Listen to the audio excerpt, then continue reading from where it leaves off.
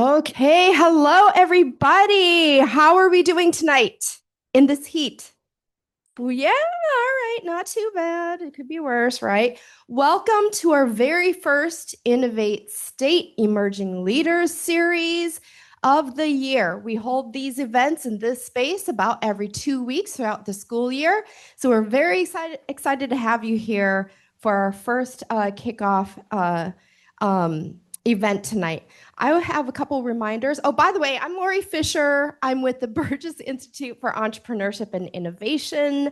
And I want to tell you about a couple events that are coming up. We have 2-day venture that is coming up on September 26th and 27th in this lower level here in Minskoff Pavilion. Who's attended that before?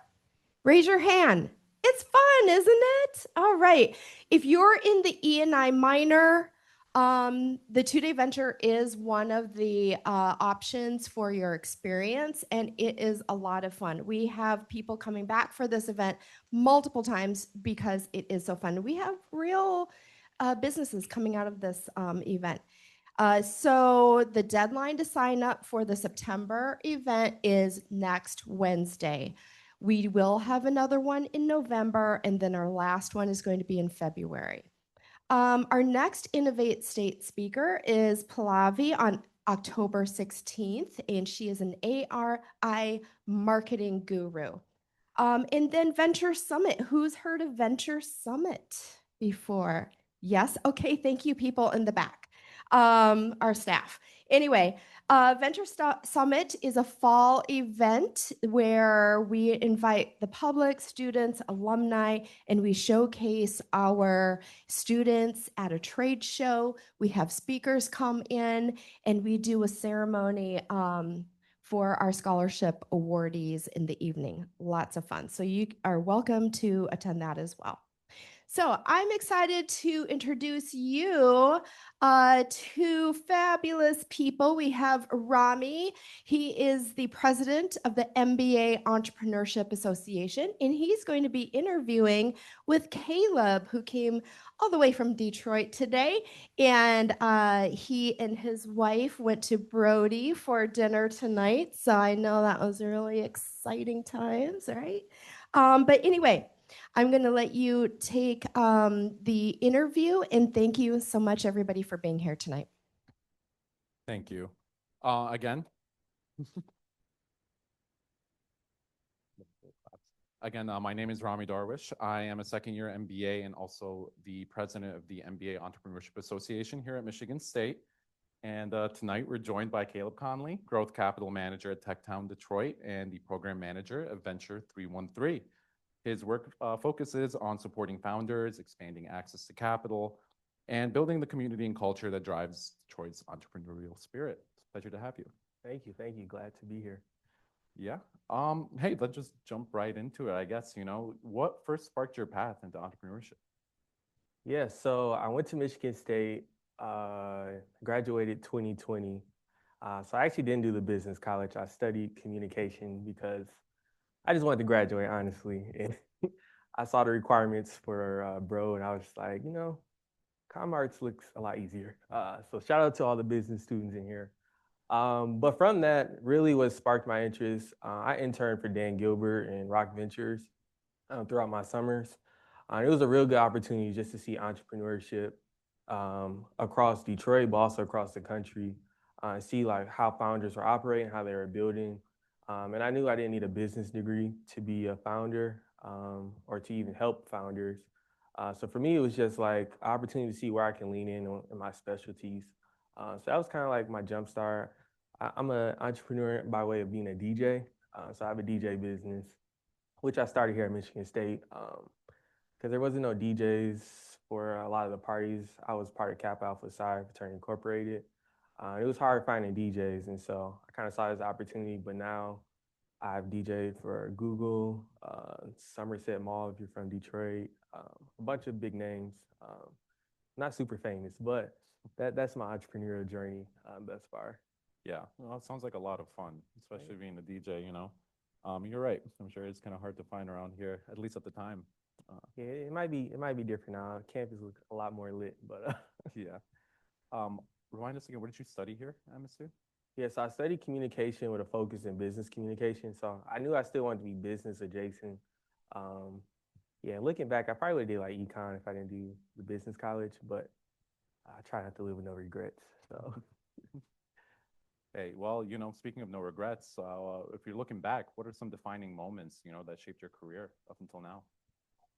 ooh, that's a good question. I really think my internships, because that really sparked my interest just into the world of business. And uh, if you're familiar with like Rocket, and they have these things called isms, which are like these sayings that you really try to live by in the company, and they ingrain them in you.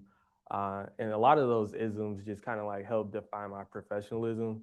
And every summer I was like, I need an internship. I need to do something, whether it's Impact in Detroit. I ended up interning in New York for an organization. I spent some time in DC. The social science college had like a program where I could do a study away. So I think a lot of those moments are just making sure anytime I had free time, I was like exposing myself to professional opportunities. And so, yeah, I think that and in the role I'm in now, I'm still super early in my career. So I feel like those defining moments are still happening. But yeah, super excited just to see where I continue to go. Yeah, no, it sounds interesting, man. Well, could you talk a little bit about your role at TechTown Detroit and Venture 313? What's that like? And for people who don't know what those are, could you give them a bit more background information? Yeah, so TechTown is an organization in Detroit. It's a nonprofit that focuses on supporting entrepreneurs across the city. So we also support small businesses where we want to build a brick and mortar, open a retail business. But my team in particular, we focus on tech-based businesses. So if you want to be a founder and start a venture backable company, we help founders at the idea stage. So think, I'm gonna try not to use jargon in our conversation, but pre-seed, so that's like the initial capital that you raise from investors. We help you before that stage. So if that's building a prototype, if that's looking for your first employee, things of that nature, we really like to help you at that early stage. And so we do non-dilutive capital, which is capital without taking equity into your company. So that's a little bit about what we're doing at TechTown. Venture 313 is a Gilbert Family Foundation initiative that started 3 years ago. And so I helped run that. And so we've done some stuff with the NFL draft, supporting founders. We go to South by Southwest. We have a bunch of capital programs to help founders in the Detroit ecosystem. And so our next big thing, we're doing a hackathon this weekend. We have a bunch of panels and workshops happening this month.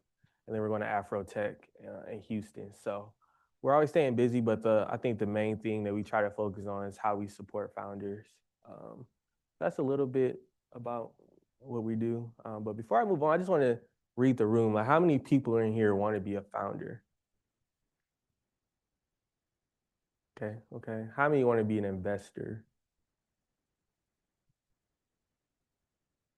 Okay. How many people just interested in business?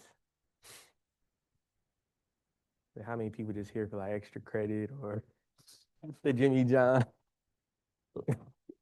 Okay, cool. I just like to read the room just to know like what everyone's interested in because we do work a lot with different partners in different ways. But it's good to see the interest of the room. So Yeah. So you were talking about how you guys help founders over with Venture 313. What does that really look like from your guys' perspective? What do you do for them? Yeah, so I mean, we really do anything the founders ask us, really that's in our wheelhouse. A lot of times, everyone thinks capital or money is the main thing that you need for your business. And so we do provide that, but we really pride ourselves in supporting founders and everything else. And so I'll just give a clear example. Last year, we went to Afro Tech, and there was a bunch of investors in town. One of our founders accidentally double booked themselves. So they had to pitch to a bunch of investors, but they also had a meeting with the actual investor that could secure and close their round. So they're like, I can't be in two places at once. So one of our team members was like, we've been working with you for 3 months. I actually will go and pitch the business for you. And I think that was just a good example of how we support founders, whether that's leaning in opportunities where they need us physically. They need us to be a thought partner. They need a connection. We work a lot with mobility companies. So if you want to work for Ford as a partner and get some of their clients or get in their vehicles, we have resources and relationships that we try to leverage for our founders. And so it's more than just cutting you a check and being like, go make it work. We really try to see how, especially in Detroit, we can use the resources that we have to motivate them and also keep them pushing with their venture. So that's how we look at supporting founders on our day to day. Do you happen to run into a lot of MSU alumni, looking for support there? I do. I mean, I think the pipeline from MSU to Detroit is very strong. So, note to everyone, like definitely leverage this alumni relationship. There's so many people who are investors, who are founders, and a lot of times you just gotta say go green, and if they say go white, you know you're in the right place. But yeah, I definitely think that relationship is strong, and um, I mean we're brilliant people, and I think it's important to kind of leverage that networking relationships because you could be sitting next to your next co-founder, your next co-investor in this room. So I always encourage people like a lot of times we're networking up and seeing like, oh, who can I reach out to that went to MSU, they maybe worked 20 years in their career. But a lot of times the best relationships is like who you're sitting next to. I see I got matching polos. Like y'all can take it, as far as you want because y'all have the relationships, y'all have the opportunity now to be young and do it together. And so that's for everyone. Like leverage these Spartan connections that you have for sure. Yeah, for sure. Okay, definitely. I guess let's move on just slightly. This event obviously is called Community, Capital, and Culture. And I'm wondering, how do you define all three of those? Yeah. So I think a community, I think it's really like whatever you're passionate about or interested in, especially if you're looking to build a company or to just make some impact, is finding that group of people that can really help you elevate the idea. And so I'm a big sneakerhead. I love shoes, and like that's one of my communities. And so if I'm ever thinking about building a company, it's not so much where I have to feel like I'm on my own and I have to leverage ideas and think. It's an opportunity for me to get out into the community and really talk to people and see what ideas are out there. And so that's how I really view community. Capital, again, a lot of times you may read like TechCrunch or Bloomberg. A lot of times they talk about, X founder just raised $10 million. And so that's all the capital that we think about. It's like how I can raise venture dollars. When I think of capital, there's so many ways you can capital stack. Um, and we do this a lot of times where, especially with Venture 313, where we'll have founders get 15,000 from us, 20,000 from another partner. Before you know, you have over $100,000 without getting equity taken out of your business. And so there's different routes of capital. I think when you work with someone like Venture 313 or just individuals like myself that can kind of help guide you and understand different types of capital, I think it's super important to kind of keep that in mind that it's not just one thing. You don't have to give up 20% of your company to get $200,000. And I think on a broader term, like capital is more than just money, like social capital. If you're someone who has like a good amount of friends, like your social capital is making it easy to find customers and be like, download my app because maybe you got 20,000 followers on your Instagram that like buy into what you do. And so capital is more than just money. And then culture. I think culture is really just how you define what you want the day to day to look like in your life. And so I think being intentional on the energy that you bring into the spaces, the people that you hang around, I think that's truly culture and making sure I like positive culture, like making sure I'm around people that want to be uplifted and that want to have the same interests that I have with the ultimate goal of bettering themselves. So that's how I would define those three things. Yeah, that makes sense. Show of hands, how many people here know what the Venture Institute is here at MSU? That's interesting. Have you taken advantage of it before? So speaking of community, the Venture Institute is it's a Burgess Venture Institute. It's already covered by your tuition, and it's a program by MSU to help you take your idea from discovery to launch. So if you are a person who's a founder and could benefit from a resource like that, it is worth checking out. Speaking of non-dilutive support, they are the same way. So there's definitely a lot to be said there. Was it around when you were here, the Venture Institute? I'm trying to remember. It probably was. Is that similar to? It was like Hatch at one point. I'm not sure if that's the It's same still thing. a Hatch, yeah. Okay, yeah. So I remember that. And a note to everyone. I always like to have a call to action for everyone. I saw very little hands go up for that resource. Like, make sure you understand what's on campus. I know not everyone wants to be a founder in here. If you want to, be an investor and work for a VC firm, like, utilize the Career Center here. Look into the Venture Institute. I think those are a lot of resources that I didn't take advantage of. And I'm gonna be the old guy in the room and be like, if I can go back in time, that's something I really would have did because there's so many resources here. I'm sure they have like 3D printers here, and I just got a quote for a founder that wanted 3D print something. I'm like, man, I could have got this for free at Michigan State. And so I know a lot of things may not be exposed to you, but like think of the things you're interested in and programs like that, like definitely take advantage of. Because if I can go back in time as a student, I definitely would. Yeah, it's a really valuable program here. I mean, I've personally taken advantage of it a little bit, and yeah, I feel like if it's something you're interested in, you should definitely just go online and check it out. It's a free resource at MSU.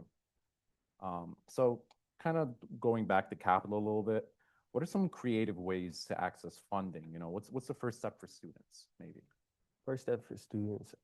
I mean, I really would say programs like that, pitch competitions. A lot of times those are like student only programs. Like there are a lot of them. When I was at South by Southwest, we had a pitch competition, but in the whole back room, it was like a student Midwest pitch competition. And once you graduate, like you're not eligible unless you get an MBA. You no longer qualify as a student. And so I think now taking advantage, if you're going to take the step and build early into building a company, there's so many programs that are only for students. And to be honest, not a lot of students are building companies. So you're going to have competition, but I assume not as much. I see times where they're like, we extend the deadline to, enter the pitch competition. I'm like, that means students aren't applying. They're trying to get some more people. So I think really seeing all those resources as students, but then also, there's multiple ways you can like crowdsource funding, whether that's like Kickstarter if you're building a product. There's Republic. There's like an app that you can put your app on and basically raise some dollars. And then, if you're fortunate to, have some family members that can kind of help push the idea, friends and family rounds are always big. But between that and different grant opportunities, I say definitely start there as a good way to get capital. Yeah, I think that's valuable information for everybody here, especially people interested in starting something. The last thing I'll say too, the sooner like you can get someone to buy your product. So you have an app and you found a revenue stream where you can charge people $10. Like that's the best validation, especially if you do want to raise money from an investor. It's good to say you have customers on board, but you can say, I had 100 people pay, $5 a month for my product. Not only are you going to get more money, but you're already making revenue. So I think a lot of times people think the easiest way to get money is to raise it, but a lot of times it's just getting out there, actually getting the customers to pay for the idea. Yeah. Well, let's talk about culture a little bit more. How has Detroit kind of influenced? What is Detroit's influence, I guess I would say, in terms of founders culture? Yeah. I mean, if you know anyone from Detroit, we're like passionate. We're like, Detroit's the best city. But I think what goes to that is just like the history of what we birthed. If you think of like Motown, probably any music genre now, techno, all of this birthed from Detroit, the cars. And it's crazy. Like when I get to travel the world and I see like a Ford in another country, I'm like, wow, that was built in Detroit. And so I think that history and the uniqueness of the city makes us primed to just really have that culture to want to build. And now everyone has like a side hustle. Like I'm a founder supporter, but also I'm a DJ. And I know people who are bankers and also they sell cars on the side. And so I think a lot of times people already have these ideas and this experience kind of doing these side hustles. And now they're like, how can I actually turn it into a business? And so I think Detroit is just prime for that. And I think also we're going through this renaissance, not where it's like a new Detroit. I hate using that term.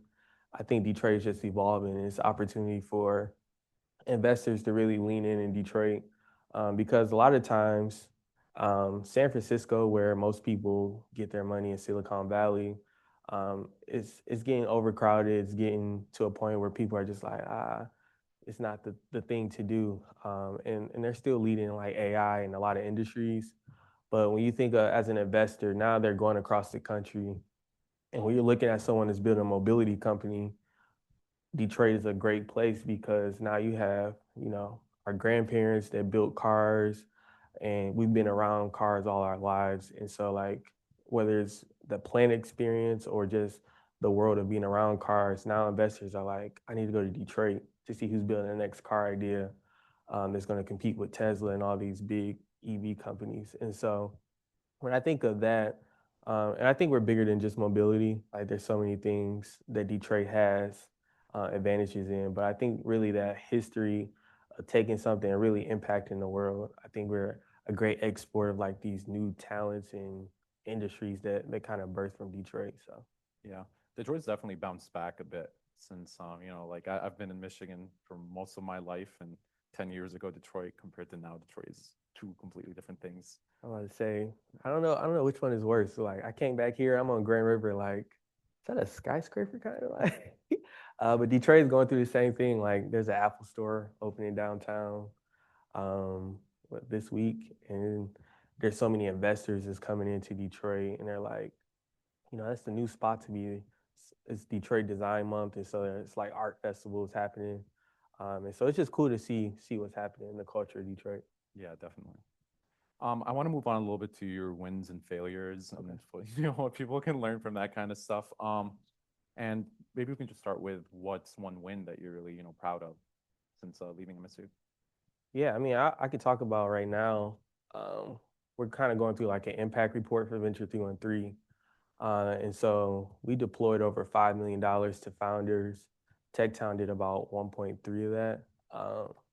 And those sound like good numbers. And then you hear that the founders that we worked with went on to raise $50 million, whether that's through revenue or investors. And all those numbers sound like really impressive and big. So I'm definitely proud of that and kind of just seeing that impact. But I think it's even getting to like hear the stories behind those numbers. And I got an email yesterday from a founder that was like, I wouldn't be where I am without you all. And I don't take that lightly. I think, I always thought I wanted to be a founder. Then I found out how hard it was. So I really enjoy getting to support founders and kind of seeing their ideas come to life. I haven't really found the idea that I want to build yet. And so getting to like really lean in on ideas that founders have and kind of see it coming to fruition. Um, and then just kind of thinking of like, in Detroit, it's a big city, but it also feels small, and there's so much impact that you have. And I'm like, if I wasn't doing this, would these founders be here? And I'm sure they would, but like, would they have the support that they have? So I really take pride in that work and seeing that like the impact that we do every day. A lot of times, like our work sounds sexy, like we're going on trips and we're putting on events and we're giving out money. But a lot of times, I'm like doing spreadsheets and emails and sitting in meetings that I don't want to be in. And a lot of times it's just like, you know, thinking of those moments kind of make it worth it of hearing how we're impacting founders when the work doesn't sound or feel as sexy as you probably want it to be. Yeah. Have you seen any like dramatic success stories from from any founders you've worked with? Yeah, I mean, like when I think of like that number, I mean, I think it's truly dramatic. A lot of these founders are like underrepresented founders, whether it's women, whether it's people of color, whether it's first-time founders, people who don't have degrees.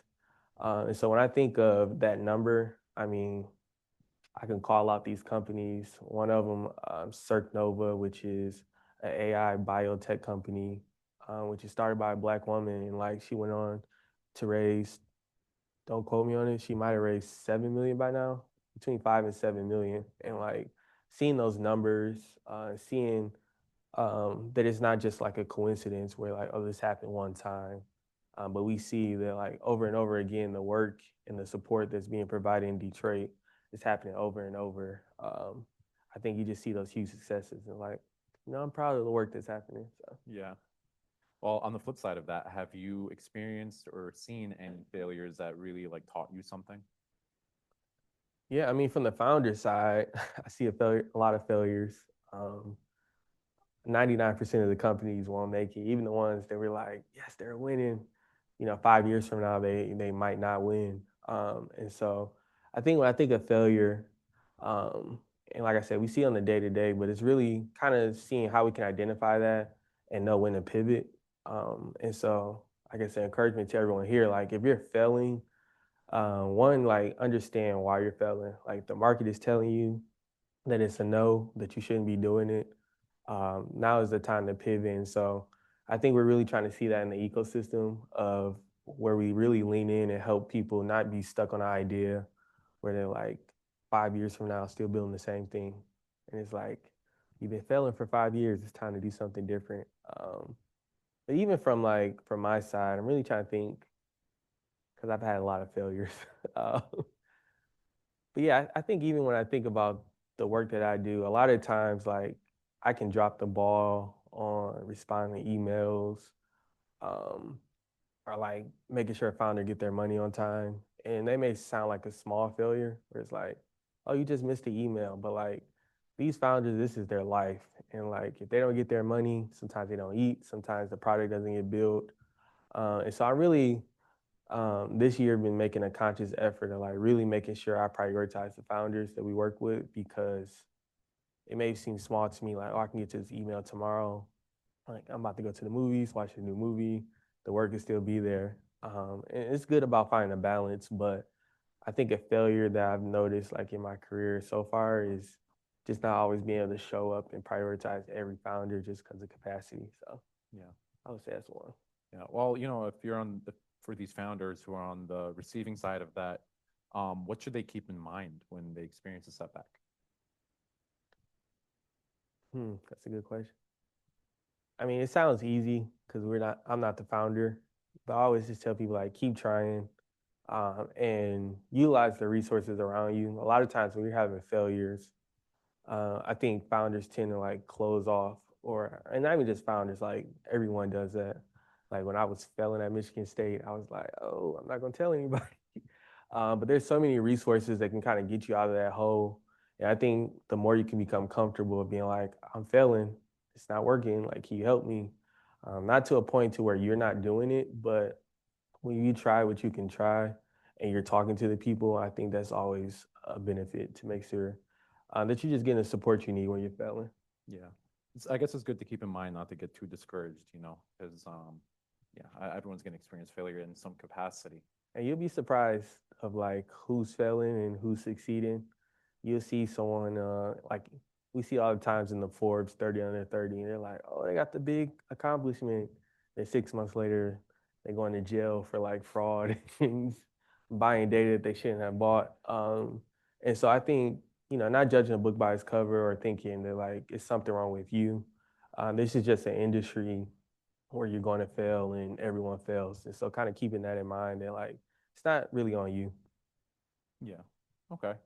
Well, if for the Spartan founders in the room, what advice would you give them in terms of getting started on their dreams? Advice. One, be cautious of advice all the time. Like when people give you advice, take everything and internalize it, but like really be like, is it for you? And so one thing, like even when I was driving up here, I was thinking about it. I'm like, should I tell them to like be a generalist or be like hyper focused on like their specialty? And you'll see on Twitter and your professors and everyone probably give an opinion. And like my opinion is like be a smart generalist and like delegate and really find the support that you need for things that you don't know. But like take it with a grain of salt. And if someone gives you advice that you feel like don't apply and you have like a valid reason and you feel convicted that like you know better because it's you, like feel comfortable with that. And so that would probably be my advice. Like be cautious of the advice you get. That's pretty solid advice, I guess, right? Well, is there any message you'd want everyone here to kind of take away from this in general? We're, not done yet, but like it's just a start. I would say like be intentional. I think a lot of times, as students or as people in general, you're like going to the career fairs and going to every booth and you're going to every event and you're just trying to like keep yourself busy to where you feel productive. I think if you could be intentional, like it'll just save you so much energy and time. And I think it'll help you get further a lot faster if you're intentional. So if you're going to an event, today, like, why am I here? Am I here to learn how to be a founder? Am I here to meet Caleb? Am I here to meet someone in this room? Um, or it might just be like just to get extra credit, like, but don't just be here just to be like, oh, I'm just here, like I had nothing to do. It might be okay to like stumble into something, but I think it's so important. And Steve Jobs talked a lot about being focused and intentional on what you do. But I think if you can do that, you get a lot further. So I would say be intentional. Be intentional. Okay, that's a good lesson. Are there any like stories or things maybe we haven't touched on or I haven't given you the opportunity to kind of discuss that might be relevant? That's a good question. I mean, I think for me, like as I think of like college students, I really encourage, let's do an interactive. How many people in here got like a 3.5 or higher? Okay, y'all are impressive. Not the founders. I wasn't one of those, and like I'll be transparent. When I graduate or I finished my first semester, I had a 1.5 GPA, and it was crazy. And like to think where I am now to where I was at that moment, I think like what I take from that is like don't let the setbacks hold you back, but really how you can push forward and really kind of get to that next step. And so I kind of bring that up just to say like everybody in here has good grades. It looks like except the founders. But there's probably things that's setting you back.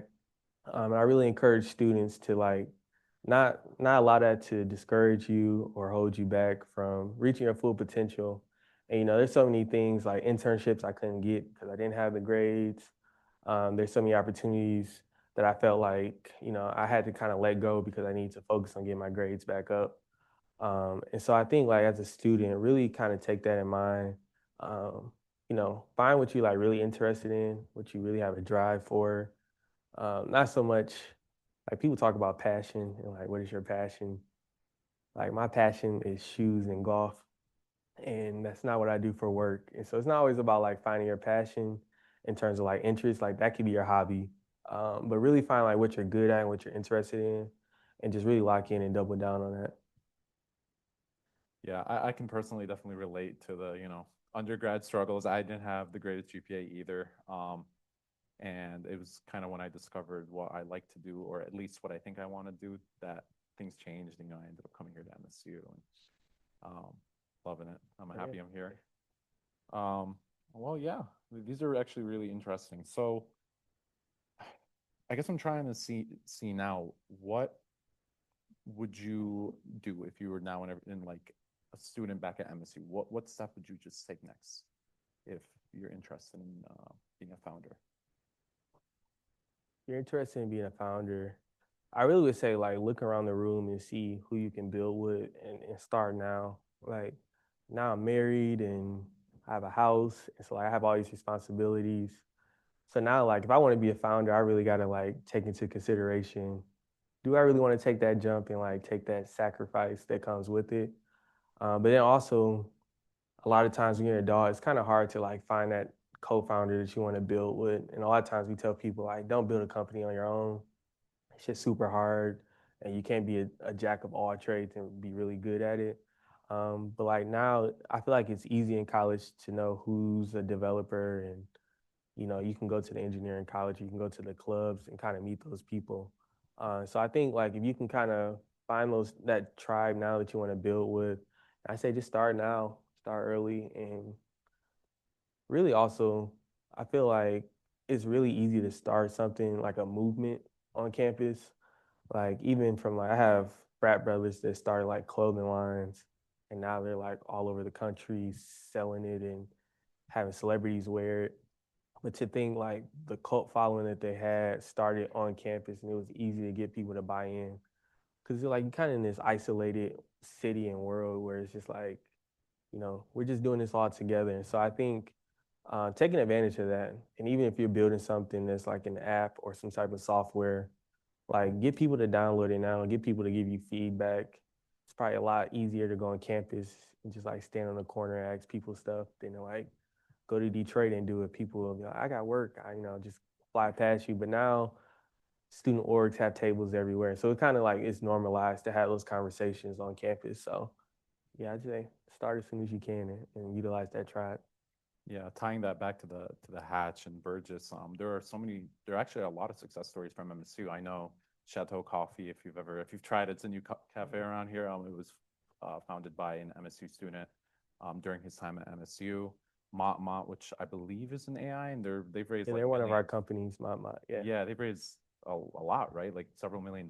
Yeah, don't quote me on the number. And then they just got a like $1.3 million grant from the state. So yeah, they're Elliot is killing. He went to Wayne State too. Yeah, yeah.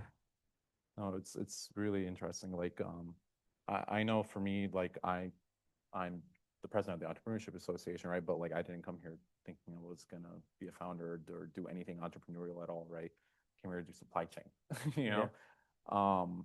But you'd be surprised, I guess, what happens when you interact with a lot of people who are, founders or interested in this kind of like industry, you can call it. It really opens you up, Like I met somebody last year who got me really into entrepreneurship, and that shifted my whole whole time at MSU, my entire program. Yeah. So And I think even taking it a step further, like I'm big for like just talking. I know I said be intentional, but like talk to as many people as you can. You don't really have to be intentional around that. And just be social. And if you have an idea, don't feel like someone's gonna steal it. Like I talk to founders all the time and hear these ideas, and there's some like, man, I wish I came up with that. But like we're all living our worlds where we're too busy to steal ideas. And so unless you have like some IP, secret technology, like then you might want to get some protection on that. But if you build another social media app, like talk to everybody, get that feedback, and they don't just have to be people that's interested in entrepreneurship. It can be people that are just social or you work out with, like have those conversations because people have all walks of life. But I think it's really interesting, just the feedback and engagement you can get. yeah. So if we step away from founders, because there weren't a lot of people who were specifically interested in being a founder, what do you think that they could take away from this in terms of education? Yeah, I mean, I think everything I said today, we say a lot to founders, but I think it can translate to if you're someone who's trying to climb the corporate ladder. Like a lot of these things translate to, execution and being intentional. That's if you're trying to be an investor, if you're trying to be a founder, if you're trying to be the next CFO of a company. Like a lot of those things overlap, and so I think you can learn a lot from founders and see because it takes a lot of work and sometimes I think it's dope to just put yourself in the mind of being a founder when you're working on a project or you're working on something for your company in that department. It's like taking ownership in the work that you're doing. um, I think can kind of help those people that don't see themselves as founders. But then also like I think be curious because a lot of the founders that we work with didn't always think they would be a founder. They didn't start off with that in mind. But what they did was like notice a gap in the industry they're working in, especially when we think of like mobility in Detroit. A lot of these people worked for the big three. They may have got laid off, or they may have been like, I'm tired of doing this 9 to 5. Then they end up doing like a 9 to 9. And being a founder is definitely not easier than working in corporate. But I think they're curious and found those opportunities to be founders. So I wouldn't close it off if you're like, oh, I don't want to be a founder, because you never know. Like you may see the opportunity and really take advantage of it. Yeah, definitely.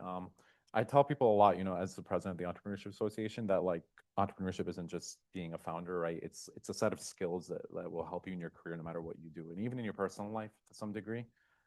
So yeah, definitely agree with you there. Yeah, and I think another thing, whether it's being a founder or anything that you want to do, I think it all comes down to like relationships and being a good person, and just having like that genuine vibe to who you are. A lot of this time, the work that we do is like super relational. Um, Investors work with people that they like. You know, they'll never say that on paper or probably wouldn't say it on stage. But like I see it all the time, and you have to deliver and execute on that work. But if someone doesn't like you, they will find a way to make sure they don't work with you. So that's whether that's, you know, getting investments or if that's getting the next job that you want after you graduate. You know, if someone, and it's not even about like being a butt kisser or having people, you know, just fall in love with you. Like people love Steve Jobs, but I heard he was not the greatest to work with. But it's because like he gave them inspiration to do the work and they saw the visionary that they can follow.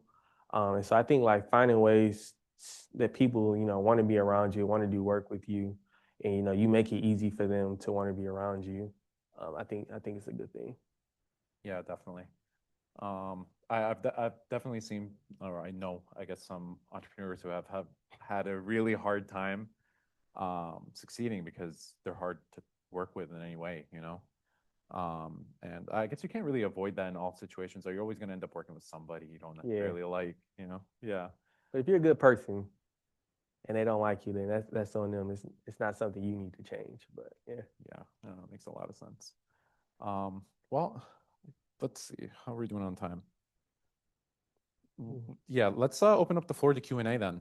See how if anyone has any questions for Caleb. I think we have a mic. It's my favorite part, so please have questions. How's it going, Caleb? My name is Parker. Um, Super interesting you starting off with the DJing because I'm actually trying to kind of go down that route a little bit myself, right? Okay. So I have a startup right now. It's called Live Look. Our goal is the major pain point I'm solving in the live event industry is essentially discoverability. So there's not universal platform where everyone goes to find live events, right? Eventbrite is isolated, Facebook's isolated. You use Google, it's sparse, right? So I'm kind of creating the discoverability aspect of that, and it goes beyond that. But so for sort of our strategy, right? So we're developing this app, and then obviously I'm at Michigan State, and so I've been to a lot of uh, bars and whatnot, and the DJ scene here is lackluster. I actually was a production manager over at Great Wall Hall. It's a new 900 cap music venue in Lansing. And so my history is like audio engineering, production, talent buying, stuff like that. So I'm curious. I wanted to hear a little bit about how you built up your DJing, business. Because right now I'm building this app, totally focused on the app, but I know that I want to pivot a little bit and go into sort of field sales where obviously like our app is based on live events. So I want to go to the bars and promote this app and say, hey, here's the place where you can discover all the things that are happening, right? So I know how to DJ, I know how to audio engineer and produce. So it's like a skill and I want to utilize that. But I'm just curious how you built that because the scene right now at Michigan State is absolutely atrocious. So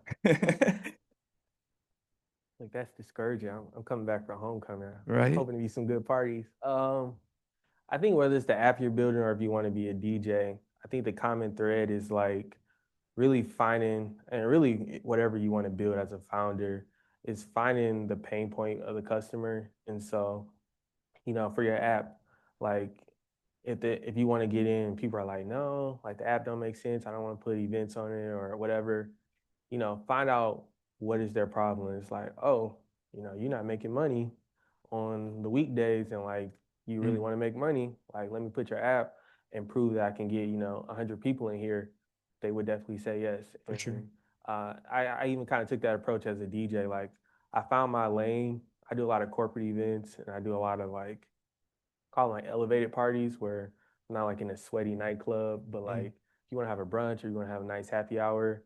But a lot of times, like the venues I work with, I'm like, give me that Thursday when nobody's here, and like I'll get you 2,000 in liquor sales, and they're like, I can use $2,000, you know, and they'd be like, yeah, sure, throw a party here, and like once you prove that you can deliver, I think that, and really utilizing your network, like being in the professional spaces that I am, I'm always hearing like, oh, I'm about to put on this event. I'm like, you got a DJ?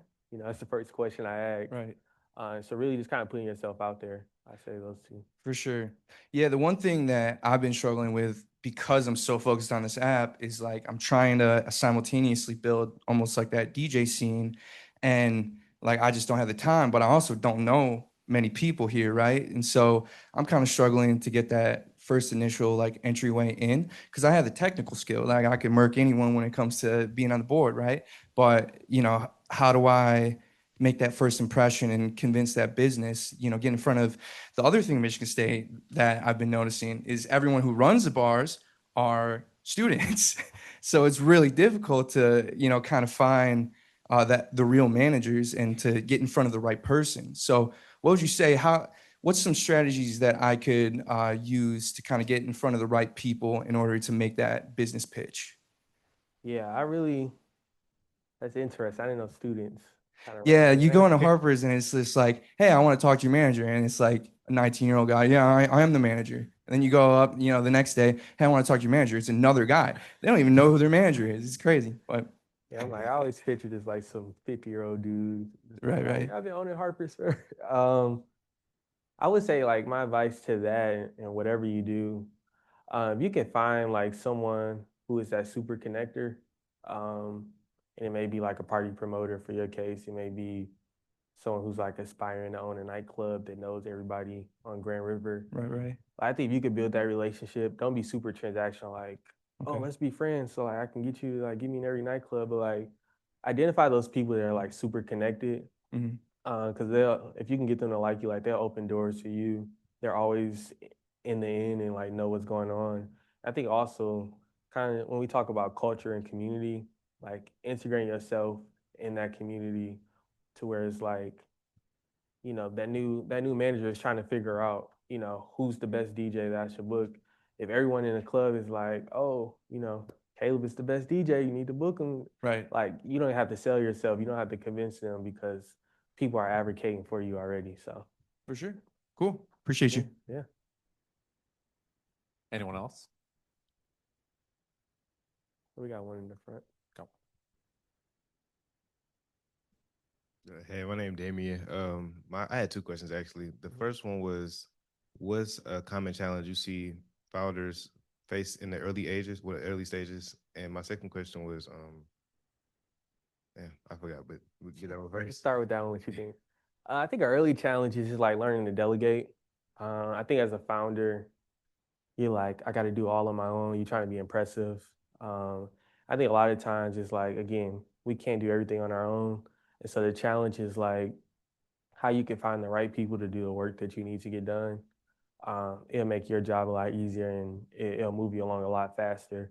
So that's the challenge I see is like if I'm sitting in a pitch and someone's like, I built the app, I pitch it, I do this, this, and this. I'm like, kudos to you, but like it's a red flag because it's like you don't know how to delegate, and that's how you get founder burnout. And I think it can just hinder you a lot. And so even when he was talking about like I'm super technical, but like it's hard for me to sell it to the business owners. Like if I talk to him a year from now, he's like still struggling with that. I'm like, okay, he doesn't know how to delegate. He doesn't know how to find that right person.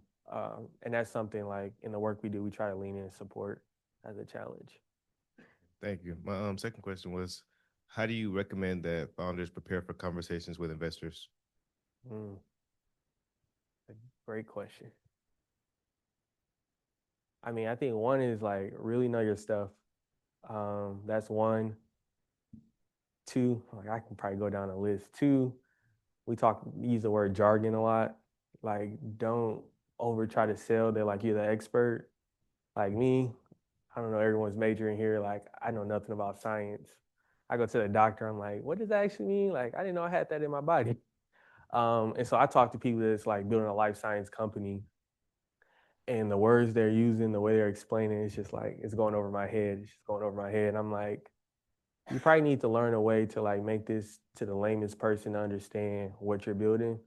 So I think, you know, being able to articulate the expertise that you have, but being able to like simplify what you're building. I think that's super important in a pitch. I would say those two things. Thank you.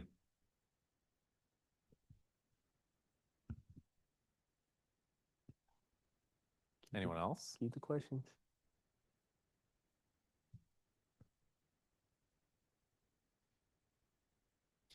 Well, Caleb, I appreciate everything that you've said, all your perspectives and everything. I hope it helps everyone here. You mentioned you help companies in the pre-seed stage. So our business, Safety Straw, we created a straw that changes colors when drink spiking occurs. And we've already raised about 150K. My question is, do you help startups that have already raised that initial capital and are currently developing their MVP? An MVP, if you guys don't know, it's a minimum viable product. It's the like most simple version of your product that you can sell and bring to the market. Yeah, so we help companies.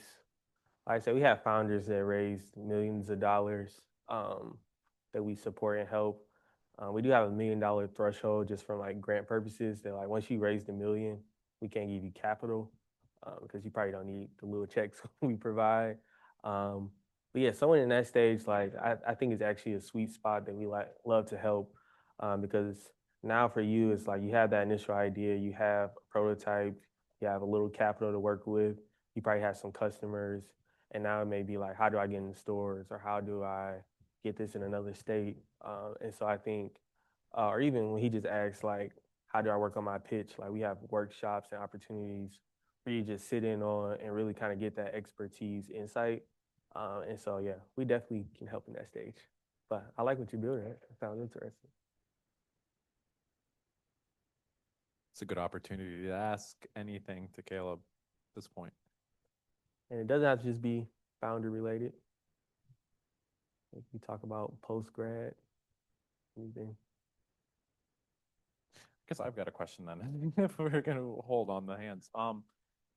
So you know, his Safety Straw thing kind of reminded me, I guess, of something I want to talk to you after, but I think now might be a good idea. At what stage does somebody have to be at with their product to come talk to you? You know, through Venture 313.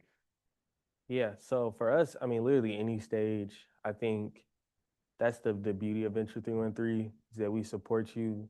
I've talked to people who literally like, I have an idea, I just don't know where to go at that next step. And we can help you with customer discovery, which is like figuring out how to actually make sure customers agree with the idea that you have in mind.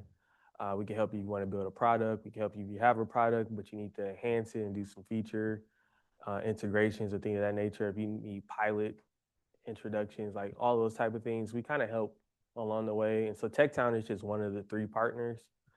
So we have ID Ventures, who is a traditional VC firm in Detroit. We have a Detroit Development Fund who helps with loans. And so we kind of can help along the way, but also encourage people that's building companies. Don't feel like it's too early to have conversations. You know, it can be too early to ask for money. You're like, oh, I got this idea, like give me $3 million. It happens maybe in San Francisco to a select few of people, but like be intentional when you ask for those resources. But I think it's never too early to have a conversation and be like, you're an investor. I want to come talk to you in a year or 2 from now. What do you want to see as I'm building out this company? I think it's never too early for that. Thank you. All right. I think that's the end of our session today. Thank you so much, Caleb, for taking the trip here to talk to our students. I feel like we just touched on your journey and what resources in Detroit there are, because the Burgess Institute has had partnerships with TechTown, and I have visited Venture 313 a couple times. Okay, yeah. And so definitely check out those resources for you.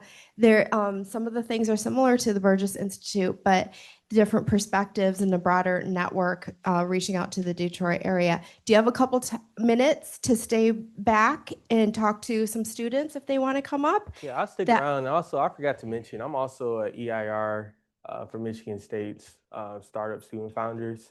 This is my first year doing it, so still new to me. But like even people in here, if you don't want to talk today, I know it's hot in here.